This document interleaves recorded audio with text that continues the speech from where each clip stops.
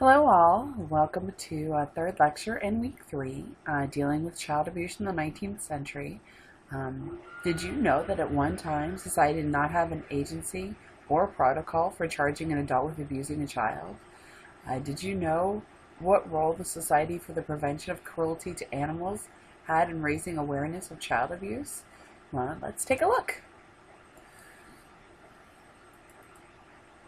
So there are a few cases of child abuse reaching the courts as far back as 1655 in Massachusetts. Maltreatment led to the death of a 12-year-old indentured servant. Punishment equaled a burn or brand on the hand and confiscation of possessions. 2 centuries later, criminal charges could be brought against abusive parents, but minors could not bring civil suits for excessive or brutal treatment. There was little protection for children because it was believed that parents were immune from criminal prosecution. Offenses had to be grossly offensive, merciless, and resulting in permanent injury to the child. If a suit was brought, children were sent to the almshouse or to be indentured. Laws were not lacking for protecting children, but they were not enforced systematically. So then comes the case of Mary Ellen Connolly. It's viewed as a catalyst to change. In 1873, a visitor among the poor, Mrs. Wheeler, received multiple complaints about the treatment of a child who had been indentured since 18 months old. Apparently, she was an illegitimate child of the woman's first husband. Some of the complaints were she was whipped, kept as a prisoner in her own home, deprived of clothing and food. Mrs. Wheeler, who was an early social worker, sought help from the police, benevolent societies, and charitable gentlemen, but no help came until the next year.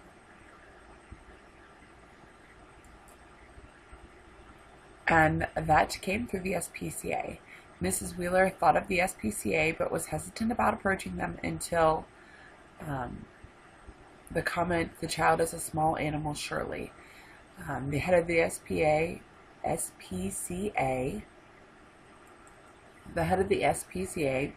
Mr. Burke, initially viewed the request with some amusement, did send the New York SPCA worker to the home to investigate.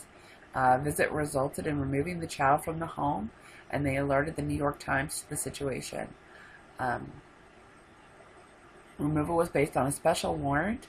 Child carried out in a blanket with ragged garments. Her body was bruised and face was gashed from being struck with scissors. Mr. Berg made it clear that he was not operating as his director capacity of the SPCA, but vowed to work against cruelty to children. Mrs. Connolly was found guilty of felonious assault in 1874, 140 years ago. The child was placed under the judge's guardianship, where no relatives were found. The plan was to send Mary Ellen to a home to get training with other girls to be a servant. Mrs. Wheeler persuaded the courts to let Mary Ellen live with Mrs. Wheeler's relatives. Eventually, Mary Ellen married at 24 and had 2 children and died in her 80s. So the SPCA did not bring charges, nor did they actually handle the case. That's actually a myth that many people don't know about the Mary Ellen case. And as we get to our reference page, I've included some factual information about her in case you're interested in protection and child endangerment. This would be a great place to start your research paper. But it's important to understand that even though the SPCA did not actually bring the charges, it's very much the involvement of the SPCA director and his sympathy to the care of animals that was significant in first helping this young girl, and also in continuing to help children and to kind of make some reforms. Alerting the New York Times ensured a broader attention to the matter and resulted in a lot of public outrage. And that's really how we're often going to see social reform made, is when we see the public get involved. We can argue the same thing, which we won't get to discuss quite as much, but the when there's a fire in a shirtwaist factory, and so many young girls die, it really begins reform in the workplace because of that. Um, it becomes important to the children's rights movement.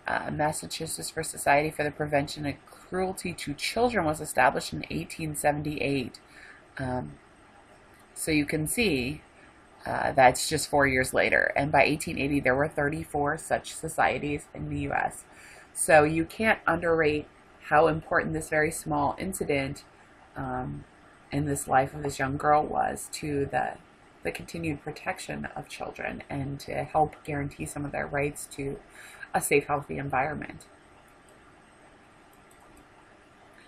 Okay, as I said, if you're interested in child endangerment or child abuse reform as your topic, these are some great websites to look at. They will give you a background in what happened, and kind of help you separate the truth from the fiction. Thanks. You guys have a great day.